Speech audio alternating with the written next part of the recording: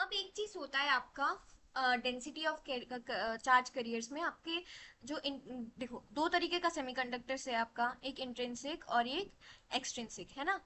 तो इन दोनों में ही आपके जो कैरियर कंसेंट्रेशंस है वो अलग अलग है ना। तो इंट्रिंसिक के केस में क्या होगा, देखो हमको पता है इंट्रिंसिक सेमीकंडक्टर के केस में नंबर ऑफ आपका इलेक्ट्रॉन्स इक्वल टू होता है आपके नंबर ऑफ होल से, that is equal to ni, जो आपका इंट्रिंसिक कैरियर कंसेंट्रेशन होता है। ठीक। तो अभी यहाँ पे देखो, अगर मैं एन एच मतलब देखो मेरा अगर n इक्वल टू एच है ना, तो मैं यहाँ से अगर n इंटू एच कर दूँ, ठीक है, तो मेरा एन आई का स्क्वायर आ जाएगा। एन ई और एच को मल्टीप्लाई करेंगे, एन ई और एच मेरा क्या है, देखो हमने निकाला था, इधर हमने एन एच निकाला था एंड इधर हमने एन ई निकाला था। यहाँ पे एन एच को ही मैं सिर्फ एच से डिनोट कर रही हूँ, तो मैं दोनों को मल्टीप्लाई कर दूँ, जो हमने दो चीज निकाला था उन दोनों को बस मल्टीप्लाई कर दूंगी। तो अगर मैं मल्टीप्लाई करूंगी तो क्या आएगा, एक बार आप खुद भी मल्टीप्लाई करके देखना। दोनों टर्म्स को जब हम मल्टीप्लाई करेंगे तो आपका आ जाएगा के टी, है ना, डिवाइडेड बाई आपका H square cube M E M H, sorry नीचे एम एच आएगा, की पावर 3/2, एंड आपका इधर आ जाएगा ई की power E V minus E C by K T, ये आ जाएगा, है ना। एंड एन ई और एच क्या है, मेरा वही एन आई स्क्वायर है। तो बस इसको, इन दोनों को मैंने मल्टीप्लाई कर दिया तो मेरा ये आ गया। अब मैं क्या करूंगी, ध्यान से देखो, एक टर्म आपको यहाँ पे दिख रहा होगा क्या, यहाँ पे आपको ये ई वी माइनस ई सी दिख रहा होगा। ई माइनस ई सी क्या है, अगर ध्यान से देखो, सबसे पहले लेक्चर, सबसे पहले जब हमने पढ़ा था तब हमने ये चीज देखा था कि हमारा जो ये वाला एनर्जी है और ये वाला एनर्जी है, ये मेरा क्या है, ई सी, और ये मेरा E V. E C minus E we जो होता था हमारा क्या होता था, फॉरबिडन एनर्जी गैप या फिर ई जी। हम इसको किससे डिनोट करते थे, ई जी। अब उल्टा है, ई वी माइनस ई सी है तो इसको माइनस ई जी लिख देंगे, है ना। बस, तो हमने यहाँ पे बाकी सारे टर्म्स, बाकी इस टर्म को छोड़ के बाकी सारे टर्म्स को मैंने एक कांस्टेंट अज्यूम कर लिया। मान लो कि वो क्या है, ए है, वो ए है।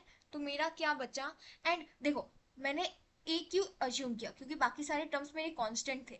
यहाँ पे क्या कांस्टेंट नहीं है, तो ध्यान से देखो ये टी कांस्टेंट नहीं है ना, क्योंकि टेम्परेचर चेंज करते जाएंगे तो आपका जो कंसंट्रेशन है वो भी डिफरेंट होगा। क्यों, क्योंकि हमने यहाँ पे बोला था, ध्यान से देखो इस वाले फिगर में ही बताती हूँ। ध्यान से देखो, जब भी हम लोग टेम्परेचर इंक्रीज करते हैं, जब भी हम लोग यहाँ का टेम्परेचर इंक्रीज करते हैं तो ये ब्रेक हो जाता है और ये इलेक्ट्रॉन एक फ्री इलेक्ट्रॉन बन जाता है। जितना टेम्परेचर इंक्रीज करूंगी उतना फ्री इलेक्ट्रॉन बनता जाएगा, मतलब उतने आपके इलेक्ट्रॉन्स जो है वो यहाँ से यहाँ पे चले जाएंगे और यहाँ पे होल क्रिएट होता जाएगा। इसीलिए टेम्परेचर चेंज करने से ये भी चेंज होगा, तो टेम्परेचर हमारा कांस्टेंट नहीं है। तो यहाँ पे मैं ए टी क्यूब लिख देती हूँ, और मेरा बाकी का टर्म क्या आ जाएगा, बाकी का टर्म मेरा e की पावर, ये मेरा हो जाएगा minus E ji by K T. ये मेरा होता है इंट्रिंसिक करियर कंसेंट्रेशन, मतलब इंट्रिंसिक सेमीकंडक्टर में जो मेरा करियर कंसेंट्रेशन होता है वो होता है इतना, जहां पे मेरा ए क्या है, ए ये जो रिमेनिंग वैल्यूज है ना, ये 4 2 pi K H square whole cube M E M H whole की पावर 3/2, ये मेरा ए है। ठीक, यहाँ से आई थिंक आपको ये समझ में आ गया होगा। ये जो आपका ये अभी रिलेशन आया ना, ये इस रिलेशन को हम क्या कहते हैं, इस रिलेशन को हम लॉ ऑफ एक्शन भी कहते हैं। क्या कहते हैं हम इसको, लॉ ऑफ एक्शन भी कहते हैं। ठीक, ये आई थिंक आपको क्लियर हो गया होगा। अब आ जाते हैं हम एक्सट्रिंसिक सेमीकंडक्टर पे। किस पे आते हैं, एक्सट्रिंसिक सेमीकंडक्टर पे। अब एक्सट्रिंसिक सेमीकंडक्टर जब आपका होता है तब क्या होता है, थोड़ा सा एक्सट्रिंसिक सेमीकंडक्टर के बारे में जानते हैं। सबसे पहले जानते हैं जब हमारा एन टाइप होता है, क्या होता है एन टाइप। अब एन टाइप होता है तो क्या होता है, ध्यान से देखो, ये हमारा है कंडक्शन बैंड, ये हमारा है वैलेंस बैंड। हमने पढ़ा था एन टाइप में क्या होता है, इलेक्ट्रॉन्स एक्सिस में आ जाते हैं, है ना। तो अगर इलेक्ट्रॉन्स एक्सिस में आ गए, मतलब यहाँ पे बहुत सारे इलेक्ट्रॉन्स हैं, हमारे कंडक्शन में क्या है, बहुत सारे इलेक्ट्रॉन्स हैं। एंड ऑल्सो क्या हम इसके लिए कह सकते हैं कि हमारा जो कंडक्शन बैंड में जो इलेक्ट्रॉन का कंसेंट्रेशन है that is equal to the concentration of donor atom, the density of donor atoms, है ना। क्यों, क्योंकि जितना डोनर एटम आपका डोनेट करेगा उतना ही आपके कंडक्शन बैंड में इलेक्ट्रॉन्स का वो होगा, डेंसिटी होगा। है ना। तो हम कह सकते हैं ना density of electrons in the conduction band will be equal, मतलब अप्रोक्सीमेटली इक्वल होता है आपका डेंसिटी ऑफ डोनर एटम्स। ठीक, तो हम यहाँ पे इक्वल टू का साइन लेके चलते हैं। अब यहाँ से मेरा क्या आएगा, देखो यहाँ पे हम जो एनसी है, एनसी हमने ऑलरेडी निकाल चुके हैं। हम एनसी का वैल्यू क्या था, एनसी का वैल्यू हमारा था 2 पूरा वाला टर्म क्या था, लिख लेते हैं 2 पाई m e, है ना, के टी, एंड मेरा था नीचे एच स्क्वायर, ये हमने पूरा निकाला है अच्छे से, 3/2, एंड इधर मेरा आ जाता है E F minus E C, sorry sorry, by K T. ठीक, ये आ गया। अब देखो इस चीज को मैंने क्या रिप्रेजेंट किया था, एनसी से, है ना, एनसी से मैंने रिप्रेजेंट किया था E F minus E C by K T, ये आ गया मेरा, है ना, ये मेरा आ गया, ये आई थिंक क्लियर हो गया। क्या करूंगी अब, मैं यहाँ पे NC बाय ND लिखूंगी। मेरा NC क्या था, ध्यान से देखो, मेरा NC कुछ नहीं, मैं क्या कर रही हूँ यहाँ पे, जो मेरा NC था, ये कैपिटल NC था, कैपिटल NC बाय ND कर रही हूँ। ये क्या है मेरा, ये कुछ नहीं है, यही है, ठीक है, NC इक्वल टू ND था and ND equals to this. अब मैं क्या कर रही हूँ, अब मैं NC बाय ND कर रही हूँ, तो NC बाय ND क्या आ जाएगा मेरा, NC बाय ND आ जाएगा e की पावर माइनस, क्योंकि मैंने ऑपोजिट किया है ना, एंड ये मेरा आ जाएगा EF minus EC by QT, done. अब मेरा यहाँ से क्या आएगा, देखो अब अगर मेरे को E से छुटकारा पाना है तो मैं क्या लेती हूँ, ln लेती हूँ, है ना, तो मैं यहाँ पे लिख दूंगी EF minus EC by K T, क्या क्या मैंने दोनों साइड लॉग लॉग ले लिया, हाँ, और ln e क्या हो जाता है मेरा, ये जो ऊपर वाला टर्म होता है वही आ जाता है, तो वो आ गया इधर, मैंने क्या किया, दोनों तरफ लॉग ले लिया, है ना, तो ये मेरा एज इट इज आ गया, एंड इधर मेरा हो गया ln ऑफ, इधर मेरा हो गया ln of NC by ND, ये समझ में आ गया, है ना, ये आ गया। अब यहाँ से देखो ध्यान से, मेरा EF का वैल्यू क्या आ रहा है, EF का वैल्यू मेरा आ रहा है EC minus K T ln NC by N of D, ये आ गया, है ना। तो इसका मतलब समझ में आ रहा है कि हमारा जो फर्मी लेवल आ रहा है, ये हम किसके लिए डिस्कस कर रहे हैं, ये हम डिस्कस कर रहे हैं फॉर एक्सट्रिंसिक सेमीकंडक्टर, कौन सा टाइप, हमारा एन टाइप। तो यहाँ पे जो मेरा फर्मी लेवल आ रहा है, ध्यान से देखो, ये मेरा फर्मी लेवल EC माइनस कुछ आ रहा है, ठीक, इसका मतलब क्या है, मेरा जो दो बैंड्स था, क्या बैंड्स था, देखो ध्यान से, ये मेरा था कंडक्शन बैंड एंड ये मेरा था वैलेंस बैंड, है ना, तो मेरा फर्मी लेवल EC से थोड़ा सा छोटा आ रहा है, मतलब EC क्या है, मेरा कंडक्शन बैंड का एनर्जी है, तो ये फर्मी लेवल जो आ रहा है वो कहीं यहाँ पे लाई कर रहा होगा। अब इसको आप लॉजिकली भी सोच सकते हो, अगर हमारा एन टाइप इम्प्योरिटी है, मतलब हमारा इलेक्ट्रॉन्स ज्यादा है, इलेक्ट्रॉन्स एक्सेस में है, मतलब मेरे यहाँ पे बहुत सारे इलेक्ट्रॉन्स है ऑलरेडी, ठीक है, तो क्या होगा, जो मेरा फर्मी लेवल होगा वो हमारे कंडक्शन बैंड से, कंडक्शन बैंड के पास ही कहीं पे रहा होगा, ठीक, ये हमने समझ लिया किसके लिए, ये हमने समझ लिया अपने एन टाइप सेमीकंडक्टर के लिए। अब पी टाइप के लिए क्या होगा, एक बार देख लेते हैं, है ना, पी टाइप के लिए, पी टाइप में मेरा क्या होता है, वैसे तो समझ में ही आ रहा होगा, क्योंकि पी टाइप होल्स के लिए होता है, तो वो वैलेंस बैंड के क्लोज आएगा, है ना, हमारा जो पी टाइप है वो कहाँ है, वो हमारे उसके पास है, तो फिर भी हम लोग एक बार पी टाइप के लिए भी जल्दी जल्दी से देख लेते हैं। पी टाइप के लिए मेरा क्या होगा, जो मेरा होल्स का कंसेंट्रेशन है वो मैं अभी क्या कह सकती हूँ, एक्सेप्टर जो हमारे एटम्स है उसके बराबर की डेंसिटी क्या होगा, जो मेरा डेंसिटी ऑफ होल्स है वो एक्सेप्टर एटम्स की डेंसिटी के बराबर होगा। सिमिलरली हम यहाँ पे क्या लिख सकते हैं, this will be equals to R पूरा NV, कैपिटल NV जितना था, E की पावर मेरा क्या होगा, इस वाले केस में EV minus EF by KT हो जाएगा, है ना, ये मेरा आ जाएगा। तो अभी ये जो NV है, NV कहाँ से आया, ये वाला NH के फॉर्मूला से आया, है ना। अब मैं सिमिलरली क्या करूंगी, NV बाई NA करूंगी, जैसे लास्ट भी किया था, इसमें मेरा आ जाएगा E की power minus EV minus EF by KT, minus क्यों आया, क्योंकि इधर मैंने NV minus NV by NA किया। अब सिमिलरली दोनों तरफ लॉग लूंगी तो मेरा आ जाएगा ln NV बाई NA, ये मेरा बराबर हो जाएगा किसके, minus of EV minus EF divided by KT। यहाँ से मैं लिख सकती हूँ जो मेरा ई एफ है that will be equal to मेरा ई वी प्लस मेरा क्या आ जाएगा K T, E we plus मेरा आ जाएगा K T L N of आपका N V by N A. इसका मतलब ये वैलेंस बैंड से जस्ट थोड़ा सा ऊपर है मेरा ई एफ, है ना। इसलिए इस केस में मेरा क्या होता है, जो फर्मी लेवल होता है, ये मेरा कंडक्शन बैंड है, ये मेरा वैलेंस बैंड है, इसमें मेरा फर्मी लेवल जस्ट आपका उसके ऊपर होता है। किसके ऊपर? ठीक, वैलेंस बैंड के ऊपर होता है।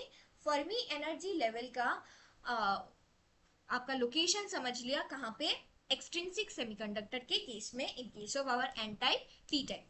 वेरी इंपॉर्टेंट, ये लोकेशन बेस्ड सवाल आते हैं कभी कभी कि कहाँ पे आपका लोकेशन होगा एनर्जी। तो मेरा जो एक्सट्रिंसिक है दो टाइप का है, एक एन टाइप का है। एन टाइप में मेरा क्या होगा, क्योंकि मेरा इलेक्ट्रॉन्स ज्यादा है तो हमने ये एकदम डिराइव करके भी देख लिया कि ये मेरा कहाँ पे होगा, कंडक्शन बैंड के पास होगा, है ना। एंड जो मेरा दूसरा वाला टाइप था पी टाइप, इसमें मेरे होल्स ज्यादा थे, है ना, मतलब इलेक्ट्रॉन्स कम थे। तो इस वाले केस में मेरा कंडक्शन बैंड इधर है एंड इधर मेरा आपका वैलेंस बैंड इधर है, एंड जो फर्मी लेवल होगा ये कहीं यहाँ पे होगा। अब जो इम्पोर्टेंट चीज है वो है इंट्रिंसिक सेमीकंडक्टर का केस। ये सवाल तो पक्का मतलब आता ही आता है कि आपका Fermi energy level intrinsic semiconductor के केस में कहाँ होता है। ठीक है, तो इंट्रिंसिक सेमीकंडक्टर केस में इंट्रिंसिक सेमीकंडक्टर है उसमें मेरा जो नंबर ऑफ इलेक्ट्रॉन्स है वो नंबर ऑफ होल्स के बराबर होता है, ये हमको पता है। इंट्रिंसिक सेमीकंडक्टर के केस में क्या होता है, जो हमारा नंबर ऑफ इलेक्ट्रॉन्स होता है वो नंबर ऑफ होल्स के बराबर होता है। अगर ऐसा है तो इन दोनों को इक्वेट कर दो एक बार। अगर मैं इन दोनों को इक्वेट करूंगी तो एनी एनी आपका ई की पावर माइनस ऑफ ई सी, इसका डेरिवेशन इंपॉर्टेंट है देख लो, by K T is equals to मेरा एन एच ई की पावर, इधर एनी एन एच लिख रही हूँ, एन सी एन वी भी लिख सकते हो आप। ठीक, ये वाला पार्ट मेरा क्या हो जाएगा,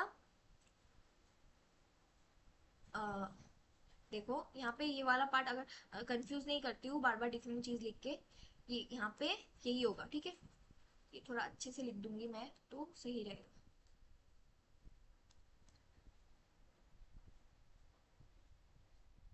यहाँ पे हो जाएगा आपका एनसी, ये हो जाएगा एनपी, है ना। तो होता है इलेक्ट्रॉन्स और holes in case of intrinsic semiconductor, है ना। तो यहाँ पे ध्यान से देखो मैं क्या कर सकती हूँ, अभी जो मेरा एनसी और एनवी है वो काफी सिमिलर है, इसको थोड़ा ब्रेक करके लिखते हैं। क्या है मेरा एनसी, एनसी मेरा था 2 पाई मास ऑफ इलेक्ट्रॉन, एक ही ये चीज ही डिफरेंट था, है ना। मास ऑफ इलेक्ट्रॉन डिफरेंट था और क्या डिफरेंट था मेरा, के टी था। ठीक है, बाकी मेरा नीचे क्या था, आपका एच स्क्वायर था, फिर क्या था 3/2 था, है ना।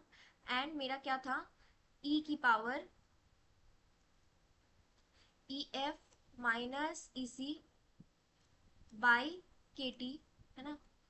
एंड आपका क्या आ जाएगा, इस साइड में आपका क्या आ जाएगा, सिमिलरली 2, और इधर आ जाएगा 2 पाई एम ऑफ एच था ये, ठीक है ना। एंड के T divided by H square 3/2। And ये मेरा आ जाएगा ई की पावर, क्या आ जाएगा, ई की पावर आ जाएगा मेरा E V minus E F.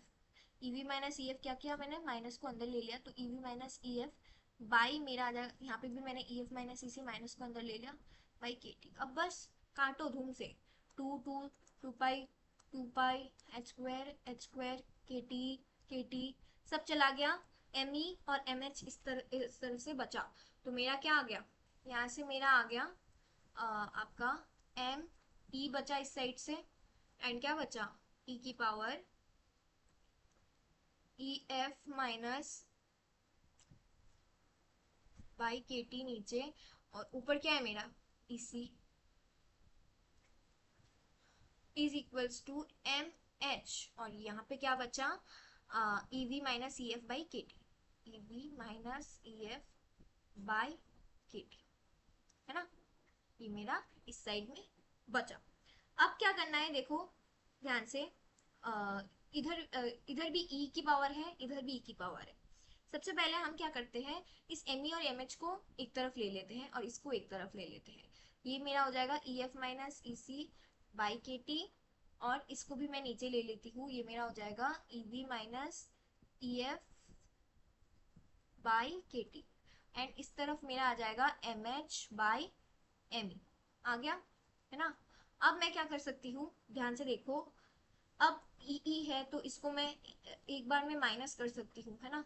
तो ये मेरा आ जाएगा ई एफ माइनस ई सी, नीचे के टी तो मैं पूरा कॉमन ही ले लेती हूँ, है ना। और मेरा ये minus E we plus E F, मैंने ई है ना तो मैंने दोनों को माइनस कर दिया, और इधर मेरा हो जाएगा क्या, इधर मेरा हो जाएगा M H by M E की power 3/2। Yes, I have missed this, की पावर 3/2। ध्यान से अगर आप देखोगे तो यहाँ पे ये 3/2 भी था एम ई, और इधर एम एच के ऊपर, तो इधर भाई 3/2 भी आ रहा होगा, भूल मत जाना, है ना। अब ध्यान से देखो क्या आ रहा है अभी। अभी अगर आप ध्यान से देखो, मेरा इस साइड से कुछ जा रहा है क्या, ई एफ, 2 EF हो रहा है, और इधर माइनस इसी माइनस ई, चलो कोई बात नहीं। ई की पावर वाला टर्म, तो अब मैंने क्या किया, दोनों तरफ अगर मैं लॉग ले लूँ, चलो ले लेते हैं दोनों तरफ लॉग, दोनों तरफ लॉग, इस तरफ भी लॉग एंड इस तरफ भी लॉग। जैसे ही मैंने लिया लॉग ई, तो मेरा एज इट इज आ गया, तो मेरा ऊपर वाला टर्म आ जाएगा ई एफ, 2 EF हो जाएगा इनफैक्ट, है ना, minus E C minus E V, minus E C minus E V by K T, और मेरा इस तरफ आ जाएगा log of M H by M E की पावर 3/2, इतना आ गया। अब यहाँ से मैं 2 EF को लेती हूँ, और मेरा माइनस, इसको मैं कॉमन लेती हूँ, ई सी प्लस ई, है ना। तो मेरा क्या आ जाएगा इधर से, log of M H by M E की पावर 3/2, और मेरा इधर आ जाएगा के टी, है ना, मल्टीप्लाइड बाई के टी। ये हो गया, ये समझ में आ गया, ठीक। अब क्या करेंगे देखो, यहाँ से मैं क्या करूंगी, 2 EF को अलग कर दूंगी। 2 EF को अगर मैंने अलग कर दिया, अब मेरे को पता है एक फॉर्मूला लॉग का, ये जो 3/2 है, इस 3/2 को हम बाहर ले सकते हैं, बाहर ले सकते हैं ना, ये लॉग का प्रॉपर्टी होता है ना। तो मैं इस लॉग के इस प्रॉपर्टी को यूज करके ये 3/2 को बाहर ले लेती हूँ, और ये हो जाएगा M H M E, and मेरा क्या रहेगा, ऑल्सो ये के टी भी इधर है, तो मैं इधर एक काम करती हूँ, के टी भी लिख देती हूँ, इस के टी को बस मल्टीप्लाई कर दिया, मेरा आ जाएगा आपका log of M E by M H by M, ये आ गया, इतना तक मेरा क्लियर हो गया। अब मैं क्या करूंगी देखो, ये मेरा जो इस वाले पार्ट को मैं उस तरफ लेके आऊंगी, तो मेरा हो जाएगा ई सी प्लस, इतना समझ में आया। अब मैं, मेरे को सिर्फ ई एफ से मतलब है, मैं ई एफ को लाती हूँ, मेरा ई एफ क्या हो जाएगा, ये मेरा 3 KT/2 है, और ये है मेरा log of M H by M, है ना, plus E C plus E V whole divided by 2, whole divided by 2, done. अब मेरा यहाँ से क्या आंसर आ रहा है, अगर आप ध्यान से देखो, यहाँ पे दो टर्म्स आ रहे हैं। अगर आप ध्यान से देखो, हम यूजुअली जो बात करते हैं एब्सोल्यूट टेम्परेचर में, देखो टेम्परेचर इंक्रीज करेंगे तो कुछ भी हो सकता है, हम लोग जो यूजुअली बात करते हैं हम लोग एब्सोल्यूट टेम्परेचर में ही, हम हमारा जो फर्मी एनर्जी लेवल है वो डिफाइन होता है, डेफिनेशन में ही देखा था। तो अगर एब्सोल्यूट टेम्परेचर है, मतलब मेरा टेम्परेचर कितना है, 0 है ना, हम केल्विन में ले रहे हैं, तो ये मेरा टर्म क्या है, 0। अगर ये टर्म 0 है तो मेरा ये वाला पूरा पार्ट 0 हो जाएगा, this part will be my 0। ये समझ में आ गया ना, ये वाला पूरा टर्म मेरा 0 हो जाएगा, क्यों, क्योंकि मैं एब्सोल्यूट टेम्परेचर में बात कर रही हूँ, तो ये वाला मेरा पूरा टर्म 0 हो जाएगा, बचेगा क्या, सिर्फ ये वाला पार्ट। तो मेरा यहाँ से ई एफ क्या आ जाएगा, ई एफ आ जाएगा, ध्यान से देखो प्यारा सा आंसर आ रहा है, E C plus E V by, इसका मतलब क्या है, इसका मतलब है E F is half of E C plus E V. E C plus E V क्या है, ये मेरा कंडक्शन बैंड है, ये मेरा वैलेंस बैंड है, ये मेरा ई सी है, ये मेरा ई वी है, इन दोनों का हाफ है मेरा ई एफ। मतलब मेरा इस केस में जो मेरा फर्मी लेवल एनर्जी है वो एकदम बीचों बीच आएगा। दिस क्वेश्चन कम्स कि फर्मी एनर्जी लेवल जो है वो ठीक कंडक्शन बैंड और वैलेंस बैंड के बीचों बीच रहता है, इसको आप प्रूफ करो। तो आप ऐसे ही इसको प्रूफ करोगे। तो वो बात करते हैं एब्सोल्यूट। अब ये जो हमारा ब्रिलियंट जोन्स है वो क्या होते हैं, देखो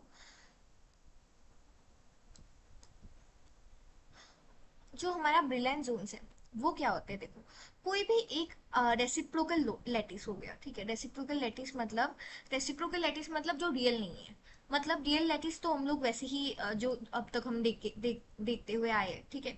रेसिप्रोकल लैटिस क्यों यूज होता है, ये यूज होता है ताकि हम लोग कोई भी मान लो वेव है, वो अगर एक क्रिस्टल में आके इंटरफेयर कर रहा है, उन दोनों का अगर इंटरेक्शन हो रहा है, वो रियल लाइफ चीजों को समझने के लिए हम लोग क्या करते हैं, रेसिप्रोकल लैटिस का यूज करते हैं। उसे रेसिप्रोकल लैटिस का एक चीज होता है जो कि होता है आपका ब्रिलियंट जोन, एक जोन होता है उस रेसिप्रोकल लैटिस में। वो जोन क्या होता है, is defined as the primitive cell of the reciprocal lattice. जैसे हमने यूनिट सेल पढ़ा था ना, वैसे ही अगर हम एक रेसिप्रोकल लैटिस को कंसिडर करें, उस रेसिप्रोकल लैटिस का जो प्रिमिटिव सेल या फिर जो यूनिट सेल होगा, उसको हम लोग बोल देते हैं brilliant zone. It is a region in reciprocal space that contains all the unique wave factors that describe the periodic behavior of waves in a crystal। मतलब ये जो waves है वो कैसे behave कर रहे हैं वो सब हमको कौन समझाता है, हमारा रेसिप्रोकल लैटिस। उसमें जो एक जोन होता है जिसको हम लोग बोलते हैं ब्रिलियंट जोन, ठीक। अब ब्रिलियंट जोन समझने के लिए एक काम करो, एक सिंपल चीज मैं एक बार समझा देती हूँ। देखो मान लो ये जो पॉइंट है ये मेरा क्या है, ये मेरा सेंटर्ड लैटिस पॉइंट है, ये मेरा उस लैटिस का सेंटर्ड लैटिस पॉइंट है। और ये सारे मेरे क्या है, ये सारे मेरे लैटिस पॉइंट्स है, ये सारे मेरे क्या है, लैटिस पॉइंट्स है। अब ध्यान से समझो, यहाँ पे आपको दिख रहा होगा मैंने कुछ पॉइंट्स कंसीडर किए हैं एंड मैंने उनको ज्वाइन कर दिया है, ठीक। ये मेरे लैटिस पॉइंट्स हैं। अब मैं क्या करूंगी, अब मैं ये जो मेरे, अब मेरे को क्या करना है, मेरे को ये पूरे लैटिस में ब्रिलियंट जोन को निकालना है कि कौन सा मेरा ब्रिलियंट जोन है या फिर कंस्ट्रक्ट करना है, ठीक। तो उसके लिए हम क्या करेंगे, देखो हम परपेंडिकुलर बाइसेक्टर ड्रॉ करेंगे। कैसे, देखो ध्यान से, हमने यहाँ पे इस वाले लैटिस में, आप इस वाले जो पोर्शन है उसमें आप ध्यान दो। हमने क्या किया, ये जो मेरा लाइन है, यहाँ पे एक लाइन आपको दिख रहा होगा फ्रॉम हियर टू हियर, वहां से देखो फ्रॉम दिस पॉइंट, अगर मैं एक कलर ले लूँ,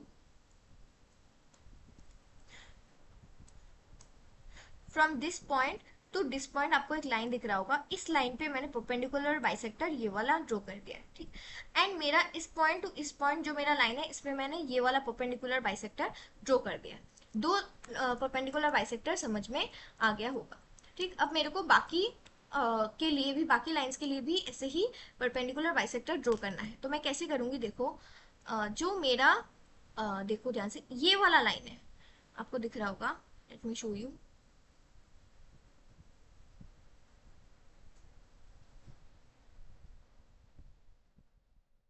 एक मिनट, जो मेरा ये वाला लाइन है आपको दिख रहा होगा, ये वाला लाइन है, ये वाला लाइन के लिए ये परपेंडिकुलर बाइसेक्टर मैंने ड्रॉ कर दिया है। सिमिलरली मैं इस लाइन के लिए परपेंडिकुलर बाइसेक्टर ड्रॉ कर दूंगी, ठीक। अब मैं क्या करूंगी, ये लाइन हो गया, ये लाइन हो गया, ये लाइन हो गया, ये लाइन हो गया, ये लाइन बाकी है, तो इसके लिए मैं भी एक परपेंडिकुलर बाइसेक्टर यहाँ पे मैंने ड्रॉ कर दिया, ठीक। मैंने क्या किया, यहाँ पे एक परपेंडिकुलर बाइसेक्टर ड्रॉ कर दिया, है ना, इस वाले लाइन के लिए। सिमिलरली मैं क्या करूंगी, सिमिलरली मैं इस वाले लाइन के लिए एक परपेंडिकुलर बाइसेक्टर ड्रॉ कर दूंगी।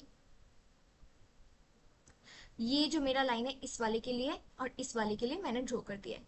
अब मेरे को कौन सा बचा, ये वाला लाइन और ये वाला लाइन। अब इनके लिए मैं ड्रॉ कर देती हूँ।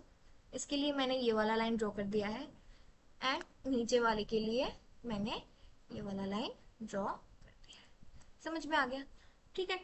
अब आपको अंदर एक एरिया दिख रहा होगा। सबसे पहले मैं क्या करती हूँ, ये जो मैंने यहाँ पे लाइंस ड्रॉ किए थे इनको मैं हटा देती हूँ, बस मैं जो परपेंडिकुलर बाइसेक्टर्स है उनको ध्यान देती हूँ।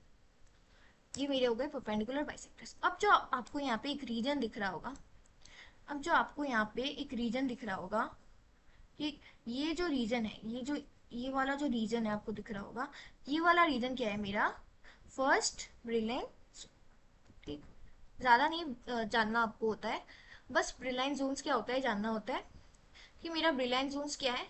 मेरा एक रेसिप्रोकल लैटिस है, उस पे एक रीजन है जो कि मेरा हो जाता है ब्रिलाइन जोन। ठीक। और एक्चुअली में मेरा ब्रिलाइन जोन होता क्या है, वो होता है यूनिट सेल मेरे किसका, एक लैटिस का। कौन सा लैटिस, रेसिप्रोकल लैटिस का। सिंपल चीज है। ब्रिलाइन जोन क्या है, Brillouin zone are the primitive cell और unit cell of a reciprocal lattice. ये मेरा पूरा रेसिप्रोकल लैटिस है, उसका जो यूनिट सेल है that is this is known as my Brillouin zone. ठीक। चीज होता है हमारा जो कि होता है बाइसिंग। बाइसिंग में क्या होता है देखो, जो हमारा पीएन जंक्शन है उसमें कुछ बाइसिंग होता है। अब बाइसिंग हमारा तीन टाइप्स के होते हैं। एक हमारा होता है अनबायस्ड, एक होता है फॉरवर्ड और एक होता है रिवर्स। ठीक है। सबसे पहले देखते हैं हमारे अनबायस्ड में क्या होता है। जब हमारा जो डायोड है, जब वो अनबायस्ड डायोड है तब क्या होगा देखो, ये मान लो क्या है हमारा आपका इलेक्ट्रॉन का। ठीक है। यहाँ पे हमारे इलेक्ट्रॉन्स है ना, यहाँ पे क्या है हमारे इलेक्ट्रॉन्स है। हमारे इलेक्ट्रॉन्स क्या हो रहे थे, इलेक्ट्रॉन्स यहाँ से यहाँ पे डिफ्यूज हो रहे थे और हमारे होल्स यहाँ से यहाँ डिफ्यूज हो रहे हैं। अब मान लो किसी एक कंडीशन में जितना इलेक्ट्रॉन्स यहाँ पे डिफ्यूज हो रहा है उतने ही होल्स यहाँ पे डिफ्यूज हो रहे हैं। अगर दोनों का जितना डिफ्यूज हो रहा है, जितना डिफ्यूजन है इतना वो अगर बराबर हो गया, इस केस में हम लोग क्या बोलेंगे कि कोई भी करंट फ्लो नहीं कर रहा है, नो करंट फ्लो। क्यों, क्योंकि करंट फ्लो तो तभी होगा ना जब कोई चार्ज कैरियर रहेगा। अभी जितना यहाँ से इलेक्ट्रॉन डिफ्यूज हो रहा है इतना ही होल डिफ्यूज हो जा रहा है। अगर दोनों बराबर है तो ये एक इक्विलिब्रियम स्टेट आ गया, तो इसमें कोई करंट फ्लो नहीं होगा। तो इस सिचुएशन को हम लोग बोल देते हैं कि यहाँ पे हमारा जो डायोड है वो क्या है, अनबायस्ड है। ठीक। अब दूसरा होता है हमारा फॉरवर्ड बायस। अब फॉरवर्ड बायस में क्या होता है देखो, फॉरवर्ड बायस में क्या होता है, हम क्या करते हैं, जो हमारा यहाँ पे आपको दिख रहा होगा, यहाँ पे जो हमारा एन इलेक्ट्रॉन वाला पार्ट है, इलेक्ट्रॉन वाला जो मेरा रीजन है, मतलब मेरा जो एन टाइप है, मेरे एन टाइप वाले रीजन में हम क्या करते हैं, एक आपका वोल्टेज अप्लाई कर देते हैं। मान लो कि हमने एक वी वोल्टेज यहाँ पे अप्लाई कर दिया। जब हम यहाँ पे वी वोल्टेज अप्लाई करते हैं तब इलेक्ट्रॉन्स को एनर्जी मिल जाता है ना। और अगर इनको अगर एनर्जी मिल रहा है तो इनका जो फर्मी एनर्जी लेवल है वो भी राइज हो जाता है ना। इलेक्ट्रॉन्स को जब एनर्जी मिल रहा है उनका फर्मी एनर्जी जो लेवल है वो भी राइज हो जा रहा है। क्यों, क्योंकि हमने यहाँ पे पोटेंशियल अप्लाई किया। मान लो कि हमने उनको कुछ ईवी जो हमारा वोल्टेज है वो हमने इतना अमाउंट हमने उसको उस इलेक्ट्रॉन को दिया। ठीक है। तो क्या होगा, इलेक्ट्रॉन का एनर्जी बढ़ जाएगा। अब इलेक्ट्रॉन का एनर्जी बढ़ने के लिए जो डिफ्यूजन प्रोसेस होगा फ्रॉम एन टू पी वो भी फास्ट हो जाएगा, वो भी बहुत ज्यादा होने लगेगा। तो इस वाले केस में जब हमारा एन टू पी वाला डिफ्यूजन ज्यादा होता है तब हमारा मेजॉरिटी चार्ज कैरियर्स भी हमारे इलेक्ट्रॉन्स होते हैं। तो उस वाले केस में जब हमारा मेजॉरिटी चार्ज कैरियर्स कौन होते हैं, हमारे इलेक्ट्रॉन्स होते हैं। इस केस में हम लोग बोल देते हैं कि हमारा जो डायोड है वो क्या है, वो फॉरवर्ड बाइस्ड है। ठीक है। अब जो थर्ड वाला है वो है हमारा आपका रिवर्स बायस। अब रिवर्स बायस वाले केस में क्या होता है देखो, रिवर्स बायस वाले केस में जो हमारा एन साइड का फर्मी एनर्जी लेवल है, देखो ध्यान से, यहाँ पे आपको दिख रहा होगा ये जो बीच का एक आपको डिप्लीशन लेयर है इसका एक डिस्टेंस होता है डी, है ना। इसका क्या होता है, इसका डिस्टेंस होता है डी। अब अगर इस वाले डिप्लीशन लेयर के रीजन के जो डिस्टेंस है उसको अगर हमने बढ़ा दिया तो क्या होगा, ये जो हमारे इलेक्ट्रॉन्स है वो डिफ्यूज नहीं कर पाएंगे क्योंकि वो ये जंक्शन को पार नहीं कर पाएंगे। क्योंकि यहाँ पे क्या है, एक पोटेंशियल बैरियर है ना। जब पोटेंशियल बैरियर को वो पार करके चले जाएंगे तब ना इलेक्ट्रॉन यहाँ से यहाँ पे चले जाएगा और तब मेरा करंट फ्लो होगा। पर अगर ये यहाँ से यहाँ तक जा ही नहीं पा रहा है, इस जंक्शन को क्रॉस कर ही नहीं पा रहा है, क्यों, क्योंकि मेरा डी बहुत बड़ा है, ये जो डिस्टेंस है वो बहुत बड़ा है, तो ये इतना बड़ा डिस्टेंस कवर ही नहीं कर पा रहा है। तो अगर ये यहाँ से यहाँ तक ट्रेवल ही नहीं कर पाएगा, फ्लो ही नहीं कर पाएगा, तो मेरा कोई करंट भी कम होगा, मेरा करंट भी क्या होगा, कम होगा। तो इस चीज को हम लोग बोलते हैं हमारा रिवर्स बायस। जब क्या होता है, हमारा जो ये डिप्लीशन लेयर का जो डिस्टेंस है उसको हम लोग क्या करते हैं, इंक्रीज कर देते हैं, है ना। तब क्या होता है, हमारा इलेक्ट्रॉन यहाँ से यहाँ ये जंक्शन को पार नहीं कर पाता, इसीलिए करंट भी बहुत ज्यादा रिड्यूस हो जाता है। तो हम लोग बोलते हैं कि हमारा जो अभी डायोड है वो क्या है, वो रिवर्स बायस्ड है। ठीक, तीन तरीके का बाइजिंग हमको समझ में आ गया।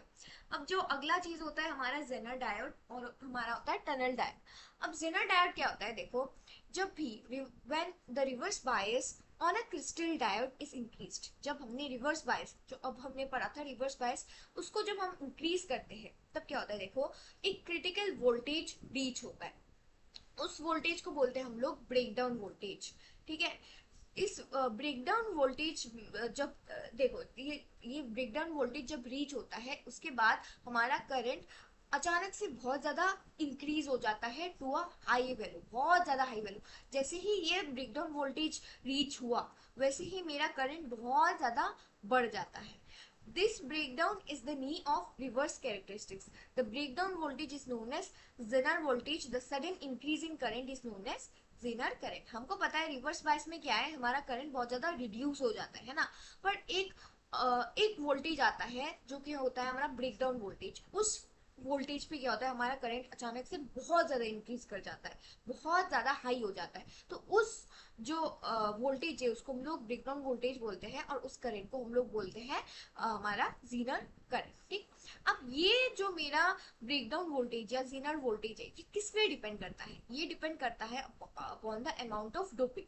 हम लोग हमारे सेमीकंडक्टर को कितना डोप कर रहे हैं उसके ऊपर वो डिपेंड करता है।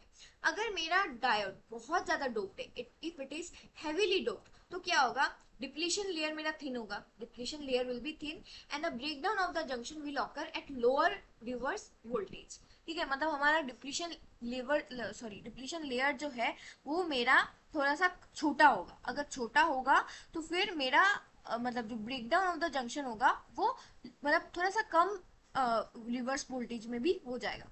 पर अगर मेरा डायोड लाइटली डोप्ड है तब क्या होगा, मेरा जो ब्रेकडाउन होगा वो जो वोल्टेज होगा वो बहुत ज्यादा हाई हो जाएगा, वो बहुत ज्यादा हाई हो जाएगा। ठीक है, तो a properly doped crystal diode which has sharp breakdown voltage is known as Zener diode. ठीक है, एक जो मतलब प्रॉपर्ली डोप्ड है, बहुत ज्यादा डोप्ड है एक क्रिस्टल डायोड जिसके पास एक शार्प ब्रेकडाउन वोल्टेज है, जिस वोल्टेज पे करंट बहुत ज्यादा इंक्रीज हो जाता है, उस डायोड को हम लोग बोलते हैं जेनर डायोड। ठीक है, अब यहाँ पे आप सोच रहे होंगे कि डायोड अगर हेवीली डोप्ड है तो डिप्लीशन लेयर थिन क्यों हो रहा है।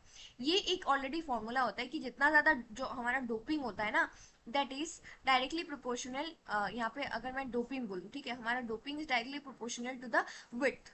जो भी हमारा विड्थ है, मतलब मान लो कि वो मेरा विड्थ डी है, ठीक है, जितना ज्यादा डोपिंग बढ़ेगा उतना ज्यादा मेरा जो डी है वो छोटा होता जाएगा। इसीलिए यहाँ पे बोल रही कि अगर बहुत ज्यादा हैवीली डोप्ड है तो मेरा डिप्लीशन लेयर बहुत ज्यादा छोटा हो जाएगा और तब कम वोल्टेज में ब्रेकडाउन हो जाएगा, है ना।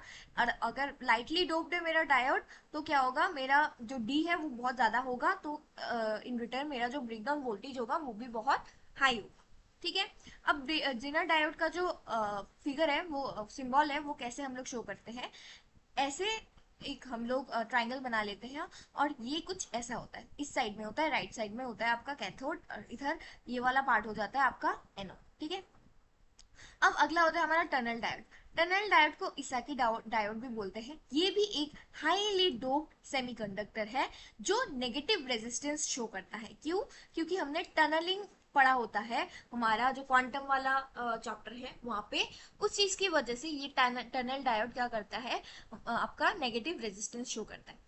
अब इसके क्या क्या चीजें होते हैं, देखो सबसे पहले ये हेवीली डोप्ड पीएन जंक्शन होता है, मतलब इसका डोपिंग बहुत ज्यादा होता है। और अभी मैंने बोला अगर डोपिंग बहुत ज्यादा है तो उसका जो विड्थ होगा, जो आपका डिप्लीशन लेयर का विड्थ होगा वो बहुत छोटा होगा। तो यहाँ पे देखो इसका जो विड्थ होता है वो बहुत ही थिन होता है ना।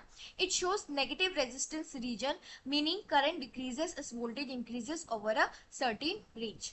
मतलब क्या होता है, देखो यहाँ पे आपको दिख रहा होगा, ये जो हमारा आपका टनल डायोड है वो क्या करेगा, पहले क्या करेगा, इसका अचानक से बहुत ज्यादा करंट हाई होगा, ठीक है, एक जगह में जाके इसका पिक पॉइंट रीच हो जाएगा। स्टार्टिंग में क्या होगा, इसका क्या होगा, करंट बहुत ज्यादा बढ़ जाएगा, मतलब इसका बहुत ज्यादा इंक्रीज कर जाएगा करंट एक पिक पॉइंट में जाके। इस वोल्टेज, ये जो अभी वोल्टेज एक रिसीव हुआ, इस वोल्टेज के बाद क्या होगा, इसका करंट धीरे धीरे कम होते जाएगा, जितना वोल्टेज बढ़ेगा उतना इसका करंट कम होते जाएगा। अब इस वाले पोर्शन में आपको दिख रहा होगा जो हमारा स्लोप है वो क्या है, नेगेटिव। और हमारा स्लोप क्या देता है, in case of a V I graph it gives us the resistance, क्योंकि वी बाई आई होता है, ठीक है ना। तो इसीलिए ये वाला पार्ट मेरा क्या हो गया, ये वाला पार्ट मेरा रेजिस्टेंस हो गया। मेरे को दिख रहा है कि स्लोप मेरा इस साइड में नेगेटिव है, तो ये मेरा नेगेटिव रेजिस्टेंस शो करता है। उसके बाद एक पॉइंट रीच होता है जिसके बाद क्या होता है, ये एक जो नॉर्मल डायोड है उसके जैसा ही करंट शो कर रहा होता है, ठीक है। ये हमको समझ में आ गया। अब जो हमारा टनल डायोड है उसका सिंबल कुछ ऐसा होता है, जैसे पहले वाले में जीनर में थोड़ा सा ऐसा था, ऑपोजिट में था, ये सेम साइड में ये दोनों आपका जो सिंबल है वैसा है, ठीक है। वैसे ही आप रख सकते हो या फिर इसको ऐसे गोल करके भी शो करते हैं, ठीक है। एंड इसके कुछ एप्लीकेशंस भी देख लेना, शॉर्ट नोट लिखोगे तो काम आ सकता है कि ये कहाँ कहाँ अप्लाई अप्लाई होता है, हाई स्पीड स्विचिंग सर्किट्स वगैरह ये सब चीज़ों में ये अप्लाई हो रहा होता है, ठीक है। ये हमको समझ में आ गया।